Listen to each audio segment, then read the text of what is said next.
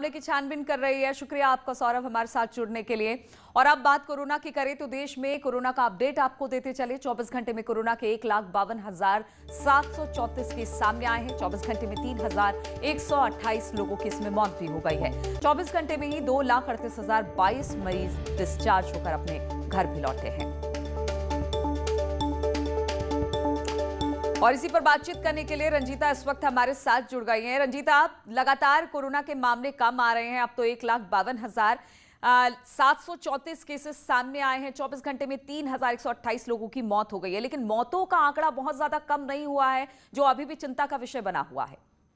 देखिए, निश्चित तौर पर नीलू, जो पॉजिटिव मरीजों की संख्या है उसमें कमी आ रही है। रिकवरी उससे ज्यादा लोग हो रहे हैं, लेकिन जो मृत्यु का आंकड़ा है वो करीब हम कह सकते हैं कि 300 से 400 लोगों की कमी आई है मृत्यु में। इसके एक्सपर्ट के तौर पे अगर जानने की कोशिश करें, जो डॉक्टरों से हमारी बातचीत होती है, उनका साफ तौर पर कहना है कि ये वो मरीज हैं जो पहले संक्रमित हुए थे और गंभीर उनकी हालत रही है, जो अस्पताल में एडमिट रहे हैं, उन लोगों की मौतें हो रही हैं। आने वाले समय में, क्योंकि जब आंकड़ा कम हुआ है संक्रमित लोगों का, तो ऐसे में मृत्यु में भी कमी आएगी। एक हफ्ते के अंदर मृत्यु में भी कमी का जो आंकड़ा है वो सामने आ जाएगा। रिकवरी रेट जो है नीलू, वो कहीं ना कहीं लोगों को राहत पहुंचाने वाला है।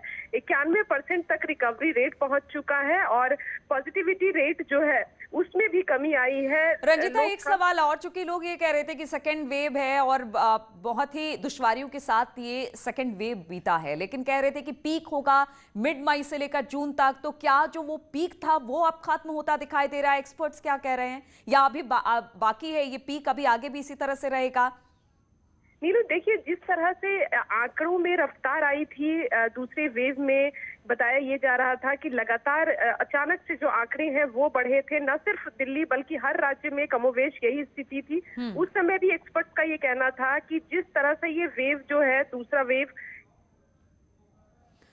चलिए, बहुत बहुत शुक्रिया। तो दूसरे वेव की पीक की बात हो रही थी, लेकिन अब उसमें धीरे धीरे कमी आ रही है, और जो कि कह सकते हैं कि अब एक अच्छी खबर है, लेकिन अभी भी जो मौत का आंकड़ा है वो बहुत कम नहीं हुआ है।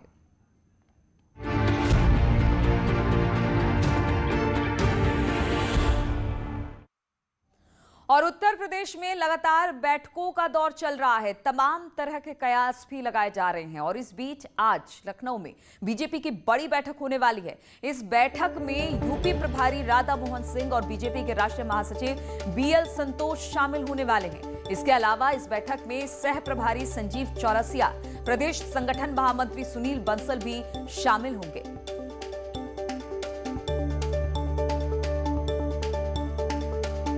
तो यूपी बीजेपी की आज बड़ी बैठक होने वाली है। प्रभारी राधा मोहन सिंह बैठक में शामिल होंगे, राष्ट्रीय महासचिव बीएल संतोष भी इसमें शामिल बताए जा रहे हैं। पार्टी पदाधिकारियों के साथ ये बैठक में शामिल होंगे। राजीव इस वक्त हमारे साथ जुड़ गए हैं। राजीव, कितनी देर में बैठक शुरू हो जाएगी?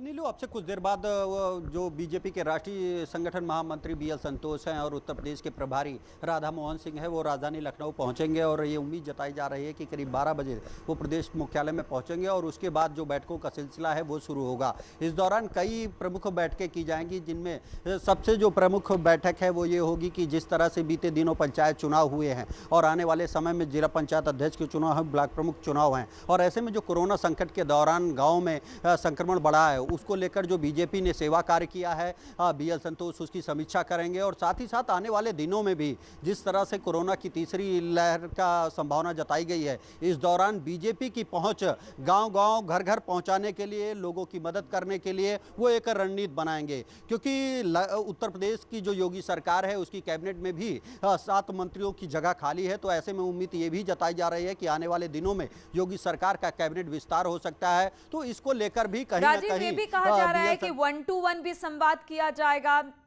जो प्रभारी यहां पर पहुंच रहे हैं वो कोशिश करेंगे कि एक एक कर बातचीत करें, और बातचीत करके फीडबैक ले, क्योंकि यहां से ये सारी रिपोर्ट दिल्ली जानी है और उसके बाद ही चीजें तय होनी है।